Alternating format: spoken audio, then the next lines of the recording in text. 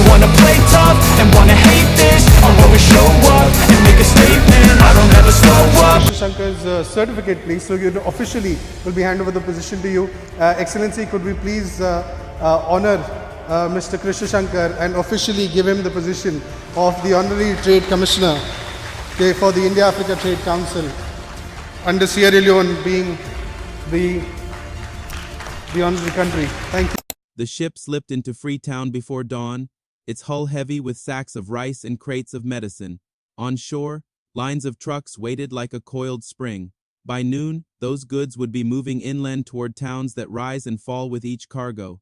A few days later, another vessel would head the other way, its holds packed with iron, ore and mineral sands, bound for factories across Asia. Follow that loop long enough and you discover a quiet truth. Tiny Sierra Leone sits on a lever that can tilt India's trade strategy across West Africa. And to see why this little coastline matters so much, we need to crack open 6 doors, each one hiding a different piece of India's playbook here.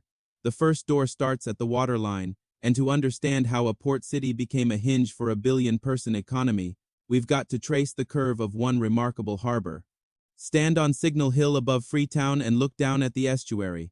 The harbor isn't just big. It's shaped like Luck Deep, protected and open to the ocean. That geometry gave it a long life, a Royal Navy base in the age of sails, a wartime logistics node in the 1940s, and today, Sierra Leone's main container gateway at Queen Elizabeth to Key. That depth matters. Big ships don't want to dance around sandbars or slow roll cargo onto barges. They want in, unload, reload, and go. Freetown offers that, one of West Africa's better natural harbors, so naturally it draws shipping lines that stitch together the Atlantic and beyond.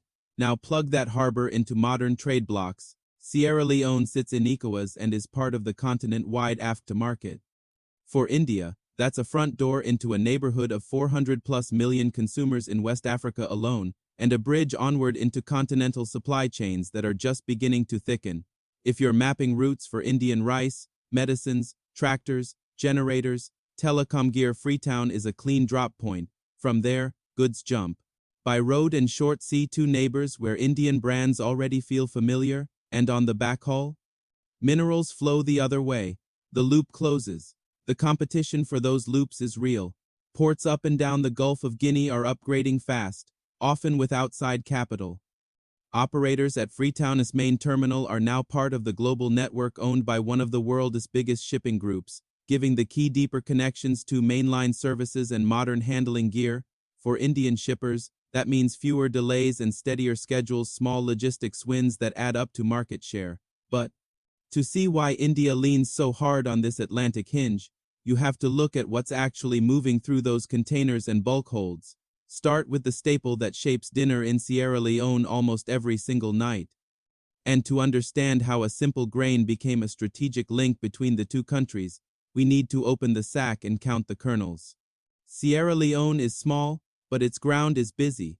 Iron ore from deposits like Tonkali and Marampa, rutile, one of the world's richest natural sources of titanium feedstock, bauxite for aluminum, gold in the hills, diamonds in the gravels. For an industrializing giant like India, this is a catalog of needs. Iron ore feeds steel, which feeds everything. Bauxite turns into aluminum for cars, power equipment, and packaging, and titanium.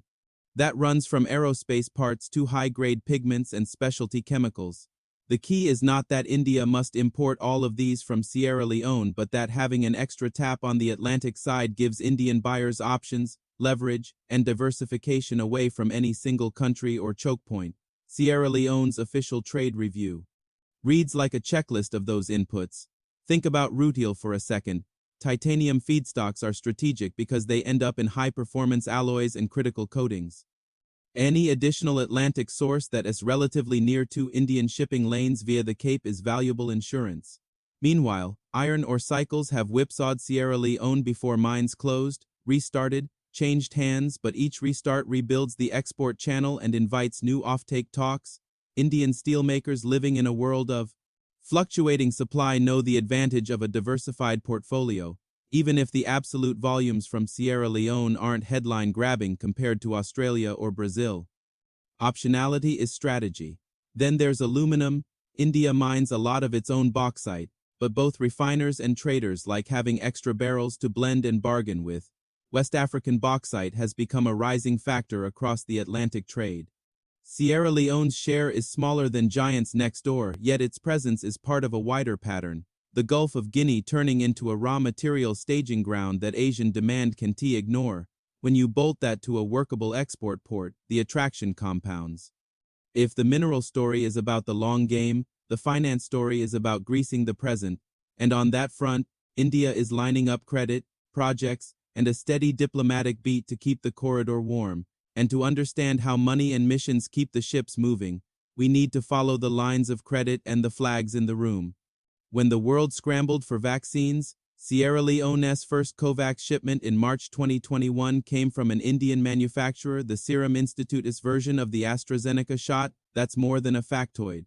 It's a story people remember.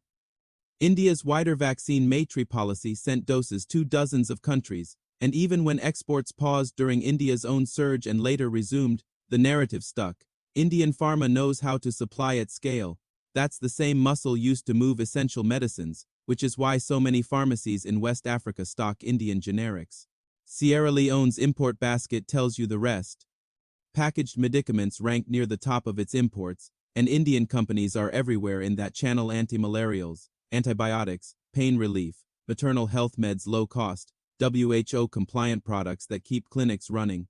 India controls roughly a fifth of the global generic drug export market by volume and supplies a huge share of the world's vaccines. For a country where public health budgets are tight and out-of-pocket spending is common, affordability is not just welcome, it's survival.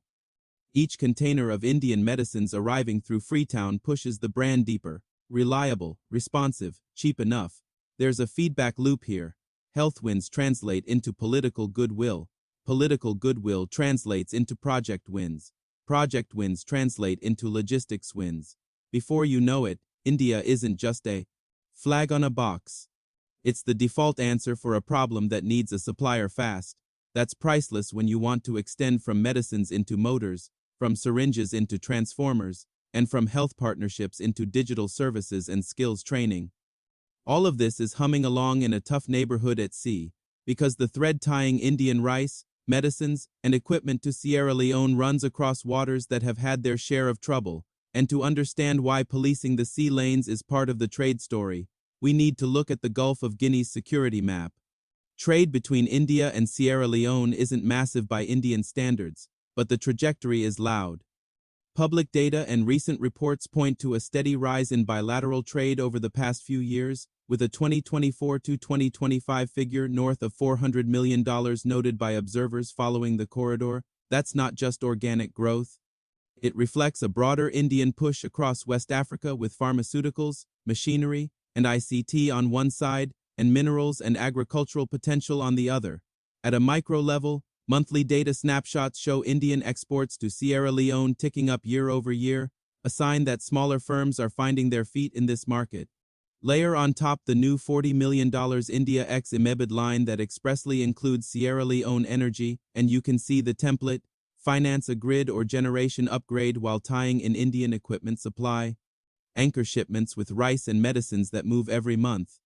Then grow into industrial inputs, agro-processing, and digital services.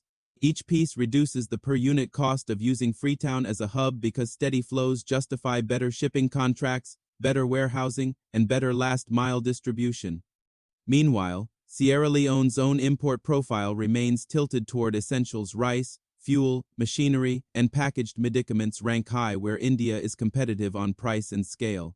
If Sierra Leone's government succeeds in its drive toward more local rice and better infrastructure, the composition of trade may shift toward capital, goods and services.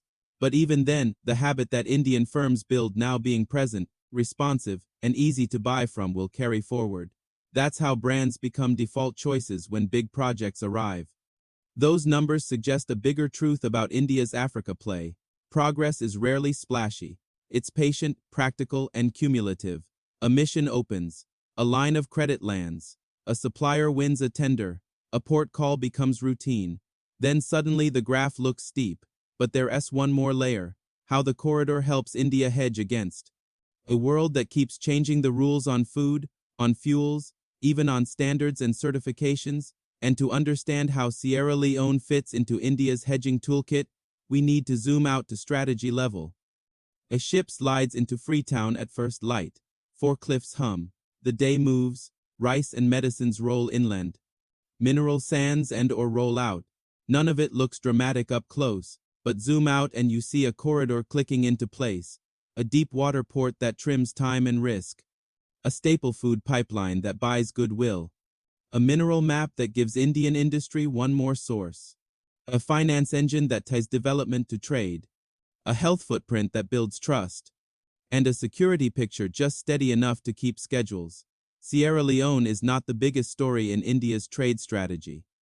That's exactly why it's crucial. Small pieces, placed well, hold the larger structure together.